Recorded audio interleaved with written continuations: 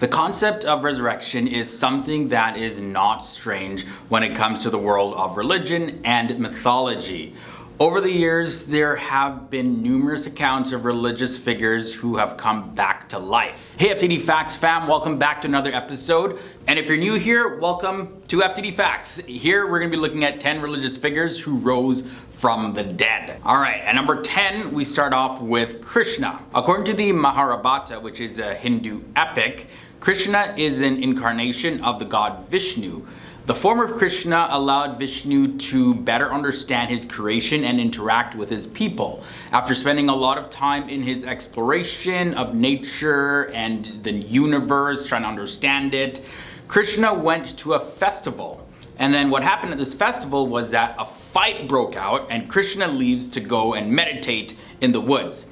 As he's meditating under a tree, there's a hunter there that mistakes him for being a deer, and one of his arrows takes the life of Krishna. His body does not decay, but instead ascends up to heaven. Number 9 brings us Odin.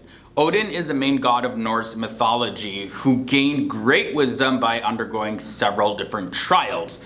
To gain knowledge from beyond the realm of the dead though, Odin decided to, sacrifice himself, and he took a spear and drove it into his side. Then he hanged himself on a tree for 9 whole days. Now, it was after the sacrifice that Odin returned stronger than ever. Now, some say that this has some parallels with the story of Jesus, and this is likely because Christianity had actually reached Northern Europe before the writing of this Norse tale, and it would have existed along with the Norse religion. Dionysus comes in at number 8. So who's Dionysus? Well, he's an ancient Greek god of wine and religious ecstasy. And one of the many names that is attributed to him is twice born. One tale about this is when Zeus actually made Persephone pregnant and his wife Hera went into a jealous rage. She sent the Titans to destroy the baby Dionysus, and they consumed the entire body except his heart.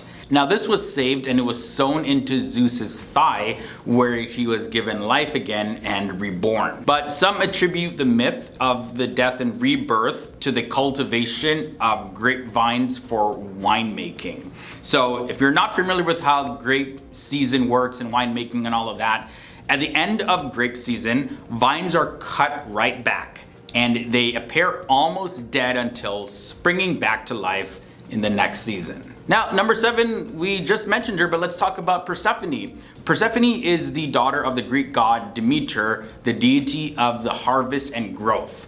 When Hades, lord of the underworld, fell in love with her, he carried Persephone into death to be his queen. But when Demeter started mourning for their daughter, the earth's plants began to wither and dry up. In order to save life on Earth, Zeus ordered Hades to release Persephone. Unfortunately, Persephone had already eaten some of the food of the dead, and so she would have to return to the underworld for a third of each and every single year. So whenever her daughters return to Hades, Demeter mourns, and this is why winter descends on Earth. And growth in nature only begins again during the time when Persephone is resurrected to the world of the living. Osiris comes up next. Now, Osiris was not originally a full god, but was partially divine. On the way to becoming a god though, Osiris would die and resurrect at least twice. On one occasion, some who were jealous of Osiris took his life and threw him into the Nile River. His sister and wife Isis hunted for the body and returned him to life after using a magic spell. But Osiris, shortly after that, would lose his life again, and pieces of his body were scattered all across the world this time. But Isis gathered them and joined them together, and then when the other gods really saw her devotion to Osiris, they resurrected Osiris and made him into the god of the dead. Halfway to number 5, we look at Finnish mythology with Lemminkainen. He's a hero who goes on a mission to capture a black swan from the river of the underworld, but unfortunately he loses his life in the process and his body sinks into the waters and is broken on the rocks at the bottom and his remains are scattered everywhere. So Lemminkainen's mother comes in search of him and gathers together all of his different body parts, and she actually sews them together. But this act in and of itself does not return him back to life, so she sends a bee to find some of the god's honey, which brings him back to life. Ganesha is next at number 4. Ganesha is one of the most popular of the Hindu gods. Even to non-Hindus, people know Ganesha. In one tradition, Ganesha was made by the goddess Parvati and set to guard her chamber. When Shiva attempted to enter, Ganesha carried out his duty and tried to stop him.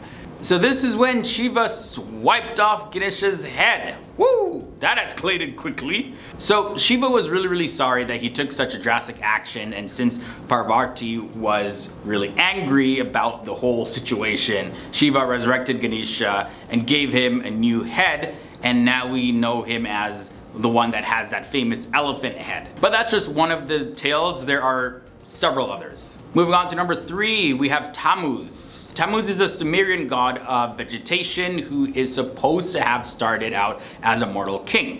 When he was taken as a lover by the goddess Inanna, that's when things began to become very tricky. According to the Epic of Gilgamesh, all of the beings loved by Ishtar, who was a Babylonian parallel to Inanna, ended up worse off.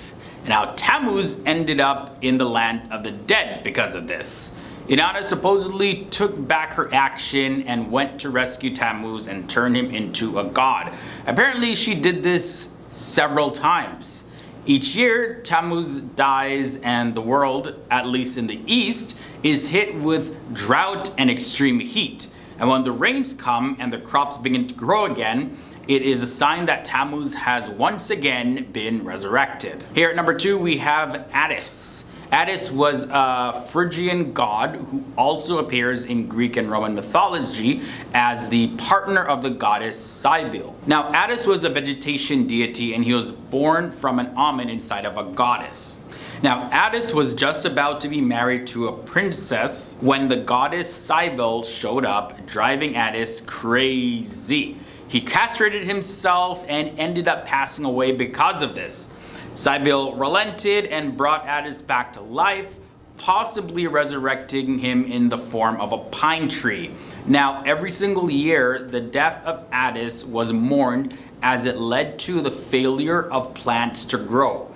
So, in springtime, his resurrection was celebrated with the ritual dressing of a pine tree. And number 1, of course, we got to end this episode off with Jesus Christ, who is the central figure of Christianity. He died on a Roman cross as it was recorded in the Bible in the books of Matthew, Mark, Luke, and John. And Jesus' crucifixion in the Bible is one of the most defining moments in all of religion. It's one of the most common events that even non-Christians and non-Bible believers talk about. Christian theology teaches that the death of Jesus provided an atoning sacrifice for the sins of every single person that has lived, is living, and that will live in the future. Now, Easter is celebrated by Christians as a holiday because it represents a fulfillment of the prophecies of the Old Testament and the revelations of God's plan for salvation for humanity. It commemorates the resurrection of Jesus, and Easter is celebrated as the defeat of death and the hope of salvation. So there you have it, guys. This was a look at 10 religious figures who rose from the dead. Let me know down below in the comments section if you notice any interesting parallels, or if any of these stories and tales were new to you, were they surprising at all? I want to hear what you think down below in the comment section. If you did enjoy this video, don't forget to leave a big thumbs up, and if this is your first time here, subscribe and ring the bell to be notified of new videos. As a matter of fact, we post daily here on FTD Facts, so I look forward to seeing you tomorrow and every other day after that. See you soon.